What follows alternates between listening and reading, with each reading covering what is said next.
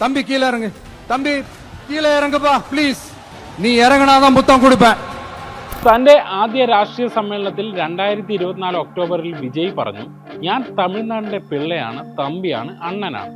അപ്പോൾ തമിഴ്നാട്ടിന്റെ തമ്പി, സ്ക്രീനിലെ അണ്ണൻ. ഈ തിരഞ്ഞെടുപ്പിൽ തമിഴ്നാട്ടിന്റെ ദളപതിയാകും. ദ അതർ സ്റ്റേറ്റ്സിലേക്ക് സ്വാഗതം. നടൻ വിജയ് രാഷ്ട്രീയത്തിലേക്ക് എത്തുമോ എന്ന ചിന്തയൊന്നും വലുതായി വരാത്ത കാലത്ത് വിജയുടെ പിതാവ് SC ചന്ദ്രശേഖർ വിജയുടെ പേരിൽ ഒരു പ്രസ്ഥാനം തുടങ്ങി. 2020 നവംബറിലായിരുന്നു ഈ സംഭവം. ചന്ദ്രശേഖർ തുടങ്ങിയ ഓൾ ഇന്ത്യ ദളപതി വിജയ് മക്കൾ ഇയക്കം എന്ന ഈ സംഘടനയെ എന്നാൽ വിജയ് തള്ളിപ്പറഞ്ഞു. അന്ന് രണ്ട് കാര്യങ്ങളാണ് വിജയ് പറഞ്ഞത്. ഒരു രാഷ്ട്രീയ പാർട്ടിയുമായി തനിക്ക് ബന്ധമില്ല, തന്റെ പേരോ ചിത്രങ്ങളോ ഉപയോഗിക്കരുത്. വിജയിയെ സിനിമയിലേക്ക് എത്തിച്ച പിതാവുമായി തുടർന്ന് 2 കൊല്ലത്തോളം നല്ല ബന്ധത്തിലായിരുന്നില്ല വിജയ്. എന്നാൽ ശരിക്കും വിജയ് തമിഴ് രാഷ്ട്രീയത്തിലേക്ക് കാലെടുത്ത് വയ്ക്കണമെന്ന് ചിന്തിച്ചത് എപ്പോഴായിരിക്കും? ചില തമിഴ് രാഷ്ട്രീയ നിരീക്ഷകർ പറയുന്നത് വിജയ്ക്ക് ഈ ചിന്ത വളരെ കാലമായി ഉണ്ടായിരുന്നു എന്നാണ്. കാവലൻ, തലൈവ എന്നീ ചിത്രങ്ങളുടെ പ്രതിസന്ധി കാലം തൊട്ട് വിജയ് ഈ ചിന്തയുമായി നടക്കുന്നുണ്ട്. പിന്നീട് മെരസൽ പോലുള്ള ചിത്രങ്ങളിലെ രാഷ്ട്രീയ ഡയലോഗുകൾ ഉയർത്തിയ വിവാദങ്ങളും അതിന് ലഭിച്ച ജനപിന്തുണയും വിജയിലെ രാഷ്ട്രീയ ലക്ഷ്യങ്ങളെ പുറത്തെത്തിച്ചിരിക്കുക.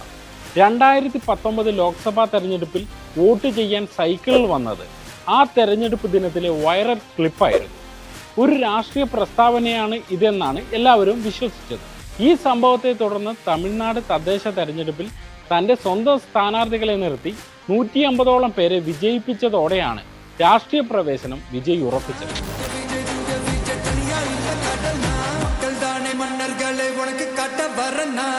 2012 ശേഷം അഭിമുഖങ്ങളോ പത്രസമ്മേളനങ്ങളോ വിജയ് നടത്താറില്ല. തൻ്റെ ചിത്രത്തിൻ്റെ പ്രൊമോഷനിടെ നടത്തുന്ന പ്രസംഗങ്ങളാണ് വിജയുടെ ഏക പബ്ലിക് അപ്പിയറൻസ്. അതിനാൽ തന്നെ അടുത്ത വൃത്തങ്ങൾ വഴി സർപ്രൈസായി വിവരങ്ങൾ നൽകുക എന്നതാണ് വിജയുടെ രീതി. അങ്ങനെ 2024 ഫെബ്രുവരി 2-നാണ് ഔദ്യോഗികമായി വിജയ് രാഷ്ട്രീയ പാർട്ടി പ്രഖ്യാപിച്ചത്, തമിഴക വെട്രിക്കഴകം. താൻ 2 ചിത്രങ്ങളോടെ സിനിമയും വിടുമെന്ന് അന്ന് വിജയ് പ്രഖ്യാപിച്ചു. നായകൻ എന്ന നിലയിൽ 200 കോടി പ്രതിഫലം വാങ്ങുന്ന പീക്ക് ടൈമിൽ ഈ രാഷ്ട്രീയ പ്രവേശനം വലിയ ത്യാഗം എന്ന നിലയിലാണ് രാഷ്ട്രീയ വൃത്തങ്ങൾ വ്യാഖ്യാനിച്ചത്. തുടർന്ന് നേതൃതലത്തിൽ മീറ്റിങ്ങുകളും 2024 ഒക്ടോബറിലെ വിക്രം വണ്ടിയിലെ മാനാടും 2025 മധുര മാനാടും ട്വീറ്റുകളും എല്ലാം ചേർന്നതായിരുന്നു വിജയുടെ ആദ്യഘട്ട പാർട്ടി സംഘാടനം. എന്നാൽ 2025 മധ്യത്തിൽ സംസ്ഥാന പര്യടനം നടത്തുകയും അതിനിടെ കരൂരിൽ 41 പേരുടെ ജീവൻ പൊളിഞ്ഞ സംഭവം ശരിക്കും വിജയുടെ രാഷ്ട്രീയ ജീവിതത്തിലെ ട്വിസ്റ്റായിരുന്നു. ഇത്തരം രാഷ്ട്രീയ സംഘാടനം നടത്തി പരിചയമില്ലാത്ത ഒരു നേതൃത്വത്തിന് വലിയ ജനക്കൂട്ടത്തെ നിയന്ത്രിക്കാൻ കഴിയില്ല എന്ന വിമർശനത്തിന് ഇത് ആക്കം കൂട്ടി. കുട്ടികളും സ്ത്രീകളും ഉൾപ്പെടെ മരിച്ചത് മധ്യവർഗ വോട്ടർമാർക്കിടയിൽ പാർട്ടിയെക്കുറിച്ച് ആശങ്കയുണ്ടാക്കി. സംഭവത്തിന് ശേഷം കുറച്ചുനാൾ വിജയ് പൊതുപരിപാടികളിൽ നിന്ന് മാറി നിന്നു. പിന്നീട് ഈ ദുരന്തം ഭരണകൂടത്തിന്റെ വീഴ്ചയാണെന്നും താൻ വേദന അനുഭവിക്കുന്നുണ്ടെന്നും പറഞ്ഞ് വിജയ് തിരിച്ചു വന്നു. ഈ സംഭവം രാഷ്ട്രീയ എതിരാളികൾ ഇപ്പോഴും ഒരു പ്രധാന ആയുധമായി ഉപയോഗിക്കുന്നുണ്ട്. എന്നാൽ ഇതിനെ തുടർന്ന് നടന്ന നിയമപോരാട്ടവും ഈ കേസിൽ തന്നെ വേട്ടയാടുന്നു എന്ന നിലപാടുമാണ് വിജയ് സ്വീകരിച്ചത്. അതായത് 2026 നിയമസഭാ തെരഞ്ഞെടുപ്പിൽ തമിഴകത്ത് വിജയ് ഒരു ഘടകമാണ്. ദശാബ്ദങ്ങളായി തുടരുന്ന DMK AADMK രാഷ്ട്രീയത്തിന് വിജയ് വെല്ലുവിളി ഉയർത്തുന്നു.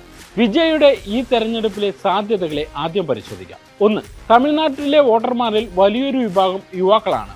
രാഷ്ട്രീയ മാറ്റം ആഗ്രഹിക്കുന്ന ഇതിൽ വലിയൊരു വിഭാഗത്തിന് വിജയ് ഒരു പുതിയ പ്രതീക്ഷയാണ്.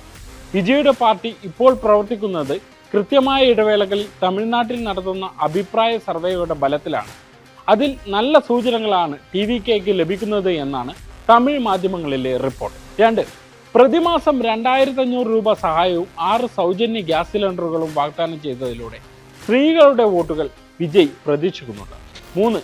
ദ്രാവിഡ പാർട്ടികൾക്കെതിരെയുള്ള അഴിമതി ആരോപണങ്ങൾക്കിടയിൽ ക്ലീൻ ഇമേജുള്ള ഒരു നേതാവ് എന്ന നിലയിൽ വിജയിയെ ജനങ്ങൾ നോക്കിക്കാണുന്നുണ്ട് എന്നതാണ് പ്രധാന ഘടകം. MGRനെ പോലെ കരിയറിന്റെ ഉന്നതിയിൽ നിൽക്കുമ്പോൾ സിനിമയിൽ നിന്ന് രാഷ്ട്രീയത്തിലേക്ക് എന്ന അനുകൂല ഘടകവും വിജയ്ക്കുണ്ട്. 4.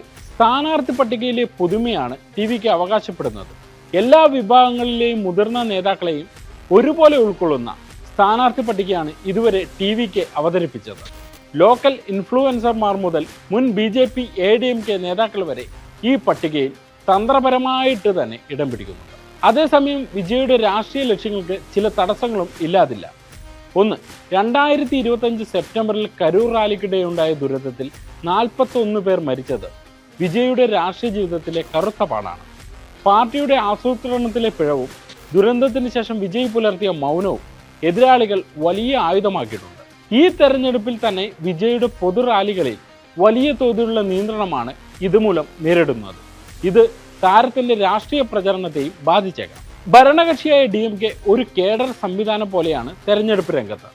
താഴെ തട്ടിൽ ബൂത്ത് കമ്മിറ്റികളെ ശക്തമാക്കുന്നതിൽ എന്നാൽ TVK ഇത്തരത്തിൽ സജ്ജമായിട്ടില്ല. വിജയ് എന്ന നേതാവ് ഉണ്ടാക്കുന്ന ആൾക്കൂട്ടത്തെ വോട്ടാക്കി മാറ്റാനുള്ള കേഡർ ബേസ് പാർട്ടിക്കുണ്ടോ എന്നത് കണ്ടറിയണം. 3, ജനനായകൻ എന്ന രാഷ്ട്രീയ സിനിമ സെൻസർ ബോർഡിലും ഇലക്ഷൻ കമ്മീഷനിലും കുടുങ്ങിക്കിടക്കുന്നത് ആരാധകർക്കിടയിൽ നിരാശയുണ്ടാക്കിയിട്ടുണ്ട്. സിനിമയിലൂടെ നൽകാൻ ഉദ്ദേശിച്ച രാഷ്ട്രീയ സന്ദേശം വോട്ടർമാർക്കിടയിലേക്ക് കൃത്യസമയത്ത് എത്താതിരുന്നത് തിരിച്ചടിയായേക്കാം. വിജയുടെ വ്യക്തി ജീവിതത്തിലെ സംഭവങ്ങൾ പ്രധാന എതിരാളികൾ ചർച്ചയാക്കുന്നില്ലെങ്കിലും അത് പ്രചരിപ്പിക്കുന്നതും രാഷ്ട്രീയത്തിലേക്ക് വലിച്ചിഴക്കുന്നതും ഒരു വിഭാഗം വോട്ടർമാരെ സ്വാധീനിക്കാൻ സാധ്യതയുണ്ട്. എന്തായാലും DMK മുന്നണിക്കും ADMK മുന്നണിക്കും വിജയ് ഉയർത്തുന്ന വെല്ലുവിളി ചെറുതല്ല.